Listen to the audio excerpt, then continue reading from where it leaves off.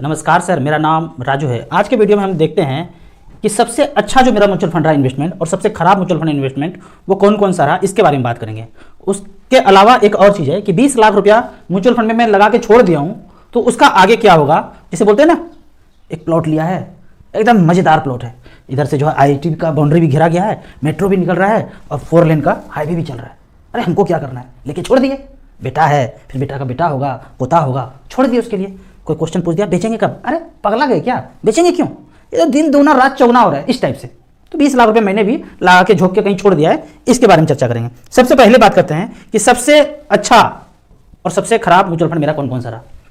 तो यहाँ पे लिस्ट है टोटल 8 म्यूचुअल फंड जहाँ मैंने पैसा लगाया है और ये अच्छा एकदम मुझे अच्छा रिटर्न दिया, सेटिस्फैक्टरी रिजल्ट दिया। Axis small cap, HDFC mid cap, HDFC flexi cap, HDFC small cap, ICICI value discovery. यहाँ देख लेते हैं नाम, लिस्ट इस तरह से। एक्सिस स्मॉल कैप 11,29,000 जमा किया है और वैल्यू है 16,13,000। कितने परसेंट का रिटर्न? 18% का एनुअल रिटर्न यहाँ पे दे रहे हैं। दूसरा फंड है DSP स्मॉल कैप, हमने इसमें शायद लिस्ट में नहीं लिखा है, लेकिन DSP स्मॉल कैप भी मेरा लंबे समय तक चलता रहेगा। 6,09,000 जमा किया है और इसमें वैल्यू है 6,88,000। रिसेंटली सारा पैसा स्विच किया है, 10% के रेट से यहाँ पे पैसा दिख रहा है। जो अच्छा पुराना फंड है वो HDFC फ्लेक्सी कैप है। यहाँ पे मैंने 1,03,000 मात्र डाला है। HDFC फ्लेक्सी कैप और ICICI मल्टी कैप मैंने बताया था 1995 से चल रहा है, काफ़ी पुराना फंड है HDFC और ICICI के AMC में। उस 1,03,000 का वैल्यू है 3,91,000, 15% का रिटर्न यहाँ पे दे रहे हैं। अगला फंड जो है HDFC मिड कैप अपॉर्चुनिटी, बहुत पैसा झोंका हुआ है हमने यहाँ पे, काफ़ी पहले से इन्वेस्ट होते जा रहा है। ये 5,44,000 का वैल्यू आज यहाँ पे ये बता रहे हैं। 15,53,000 रिटर्न, 15.8% का रिटर्न यहाँ पे दिखाया जा रहा है। अब HDFC स्मॉल कैप यहाँ पे 3,96,000 जमा है और यहाँ पे 4,90,000 दिख रहा है। Annual return 18.5। एनुअल रिटर्न का मतलब कंपाउंडिंग रिटर्न, साधारण ब्याज नहीं, कंपाउंडिंग ब्याज का ब्याज भी यहाँ पे चढ़ते जाएगा। फिर है ICICI मल्टी कैप, 1,22,000 का वैल्यू यहाँ पे दिखा रहे हैं, 5,10,000, 15.9% का रिटर्न यहाँ पे मिला है। ICICI स्मॉल कैप में रिसेंटली जमा किया है। ICICI वैल्यू डिस्कवरी, ये भी पुराना फंड है हमारा, 3,03,000 का वैल्यू यहाँ पे दिखा रहे हैं, 10,24,000। आज ये जी बच्चे के पढ़ाई के लिए, कॉलेज के लिए पैसा अगर देना पड़े तो झट से यहाँ से निकालेंगे, 4 दिन से 5 दिन में पैसा अकाउंट में आ जाता है, पेमेंट कर देंगे। जिन्होंने यहाँ पैसा इन्वेस्ट नहीं किया वो क्या करते हैं, लोन लेते हैं। लोन लेते हैं 1%, 2% पे समाज से, या फिर पर्सनल लोन 12%, 13%, 14%, 15%, 16%। वो बैंक खेलता है आपके साथ, आपके रिक्वायरमेंट के साथ खेलता है। जितना ज़्यादा जरूरत उतना ज़्यादा ब्याज। हॉस्पिटल में वाइफ पड़ी हो वेंटिलेटर पे, ICU में, फिर देखिए बैंक का और खेल, और ज़्यादा रिटर्न और ज़्यादा ब्याज, ऐसे खेलते हैं। हमने म्यूचुअल फंड में लगा के छोड़ दिया है, यहाँ पे रिटर्न मुझे 14.6 मिला है। निपॉन इंडिया ग्रोथ फंड एकदम मारधाड़ एक्शन से भरपूर फंड मेरा, सबसे पुराना, 3,000 पर मंथ का SIP, सबसे पहला फंड, 8,14,000 जमा हुआ है और वैल्यू छप्पर फाड़ के दिया है 25,75,000। अरे राजू जी क्या बात कर रहे हैं, कुछ हवा हवाई है, सब हवा हवाई ही है। आज रिडीम करूंगा 5 दिन में, वो हवा हवाई पैसा 25,75,000 आ जाए। कॉर्नर का बर्फी साइज का प्लॉट मुझे भी पसंद आ जाए तो 25 लाख रुपये का ले लूंगा, पर वो बर्फी वाला साइज मुझे पसंद कभी आया ही नहीं है। इसका रिटर्न देखते हैं 16.6। इस तरह से करके फंड चलता गया। Nippon India multi cap 2 lakh रुपये वन टाइम इन्वेस्ट किया था, यहाँ पे वैल्यू हो गया है 7,57,000, रिटर्न 15.5। वही 14, 15, 16 के बीच हमारा फंड रिटर्न दे रहा है और उतना ही चाहिए मुझे। ये फंड है निपॉन इंडिया फार्मा, इसको कभी ना कभी स्विच कर ही दूंगा स्मॉल कैप में। निपॉन स्मॉल कैप 7,06,000 का वैल्यू निपॉन स्मॉल कैप में, 8,81,000। ये लंबा फंड चलेगा, जो भी स्मॉल कैप में लेके रखा हूं, क्योंकि जब शुरू किया था तो इतना पता नहीं था। धीरे धीरे एज के साथ आपका नॉलेज बढ़ते रहता है। तो जितना भी आप स्मॉल कैप देख रहे हैं, सब पैसा यहाँ पे स्विच होकर 5 से 6 फंड में आने वाले दिनों में देखेंगे स्विच होकर यहाँ पे पड़ा हुआ है और वो फिर लंबे समय के लिए पड़ा हुआ है। निपॉन इंडिया स्मॉल कैप ने दिया मुझे 23% का रिटर्न। पराग पारिक फ्लेक्सी कैप 4,54,000, हालांकि ये फंड अच्छा है लेकिन मेरे ड्यूरेशन में ये इतना अच्छा रिटर्न नहीं दिया। 5,59,000 यहाँ पे दिखा रहे हैं, 12.6% का। अभी एक कोई फ्लाइट व्लाइट घर चल रहा है बात करने का, तो ये फंड, कुछ फंड है जो निकाल करके परचेज कर लिया जाएगा। और लास्ट में 2 फंड है SBI मैग्नम मिड कैप, यहाँ पे 2 लाख रुपए लगाया था, अभी रिसेंटली जमा किया है, शायद 1 साल हुआ होगा, 2,26,000, 10% का रिटर्न दिखा रहे हैं, 1 साल से भी ज़्यादा हो गया है। तो इस पैसे को भी निकाल करके वो जमीन जो ले रहे हैं फ्लैट, उसमें झोंक देंगे।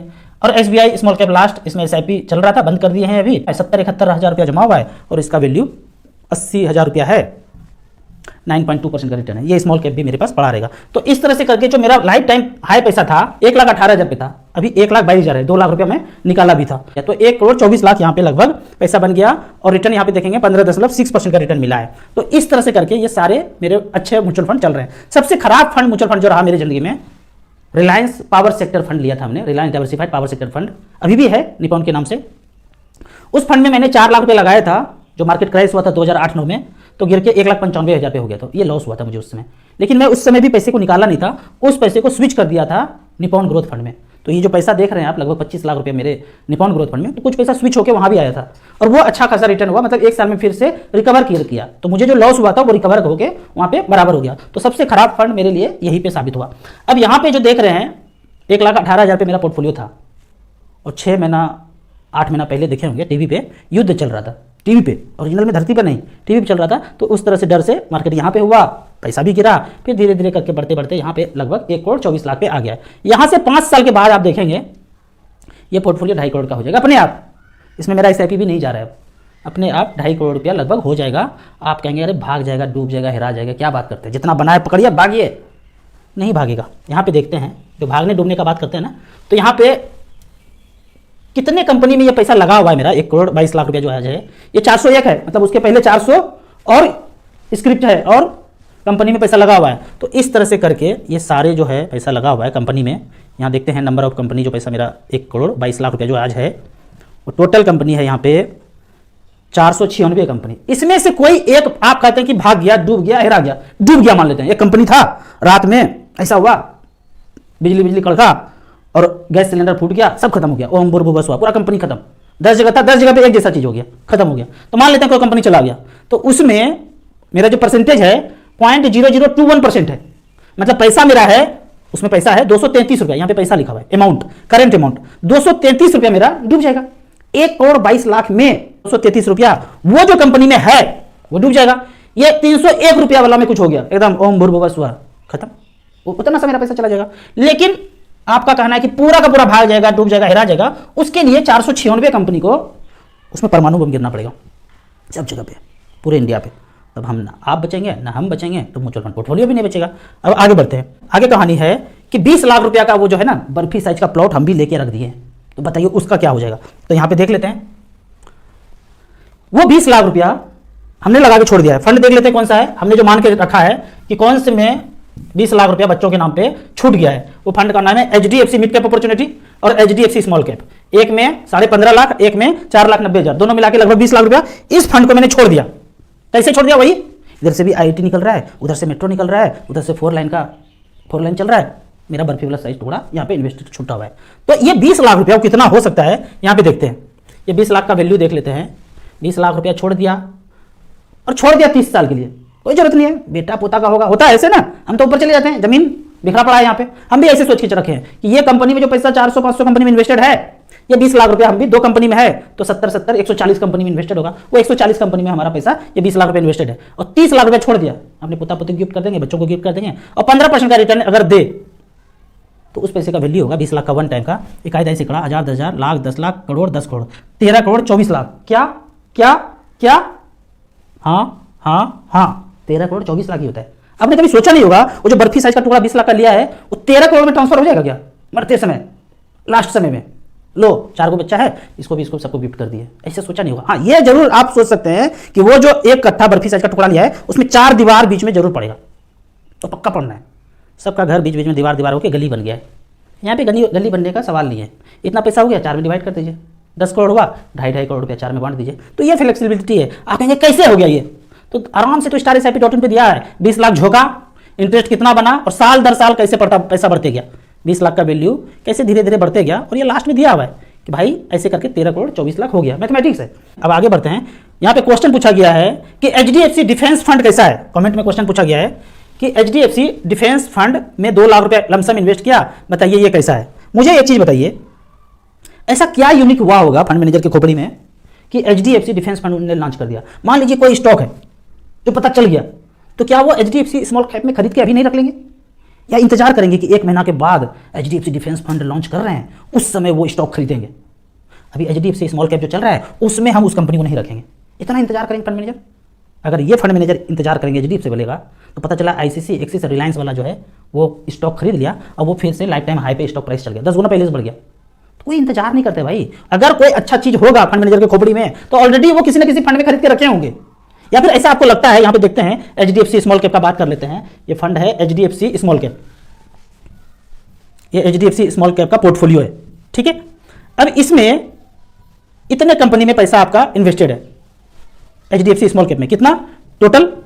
ये जितने कंपनी है वो HDFC स्मॉल कैप में लगा हुआ है, 74 स्टॉक्स में आपका पैसा लगा हुआ है। तो क्या लगता है कि वो 74 कंपनी का जो स्टॉक्स है वो उसमें से कोई भी डिफेंस वाले फंड जो NFO निकाल रहे उसमें नहीं होगा? कुछ नहीं लॉजिक दे सकता है कोई कि NFO निकाल क्यों रहे हैं।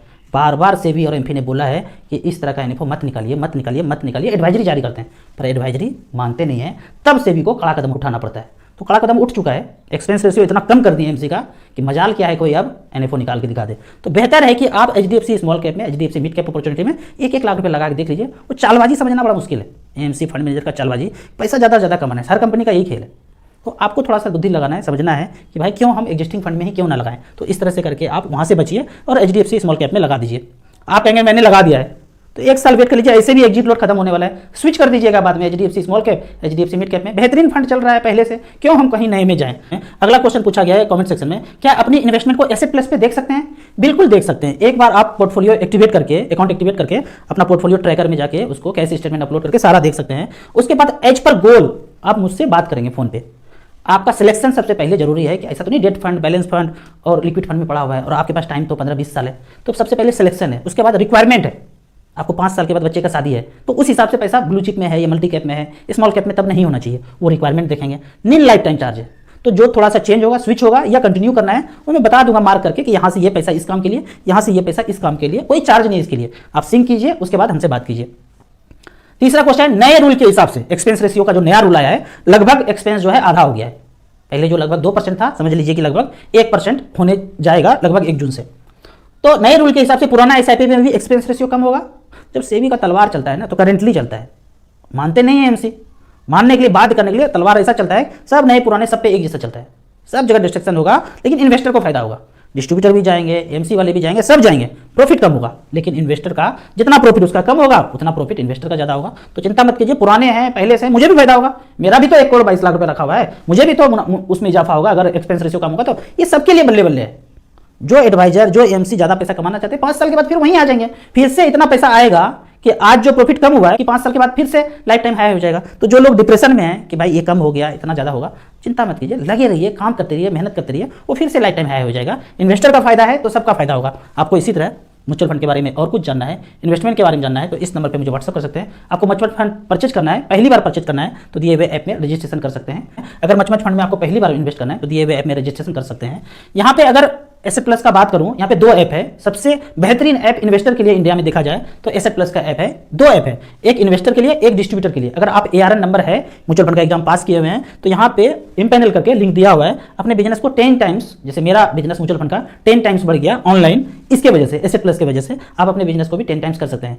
आप फिजिकल काम कर रहे होंगे, एमसी का चक्कर काट रहे होंगे, आप एक ट्रांजेक्शन मेरे कहने पे 500 रुपया का SBI स्मॉल कैप में करके देख लीजिए। क्या इतना ही आसान दूसरी जगह पे है? 1 मिनट के अंदर आप लॉगिन करके, अकाउंट क्रिएट करके आप ट्रांजेक्शन कर सकते हैं, करके देख लीजिए। फिर इतना आसान दूसरी जगह नहीं है, इसीलिए मेरा बिजनेस 10 टाइम्स बढ़ गया। जो इन्वेस्टर है, आपका पहले से भी कहीं चल रहा है, यहाँ पे सिंक करके मुझसे पूछ सकते हैं। आप अपने फाइनेंशियल प्लानिंग का गोल सेट कर सकते हैं। मैं हमेशा कहता हूँ कि जिंदगी में पहला 1 करोड़ रुपया जिंदगी में आ जाएगा तो खोपड़ी का ब्लूटूथ अपने आप ऑन हो जाएगा। ठीक उसी तरह कुमार सानू की तरह बस एक सनम चाहिए आशिकी के लिए, वो पहला 1 करोड़ रुपया आ जाएगा ना, फाइनेंशियल फ्रीडम मिल जाएगा। वीडियो अच्छा लगे तो व्हाट्सएप यूनिवर्सिटी में दोस्तों के बीच से जरूर शेयर करें। यूट्यूब पे देख रहे हैं तो लाइक एंड शेयर जरूर करें। Thank you so much.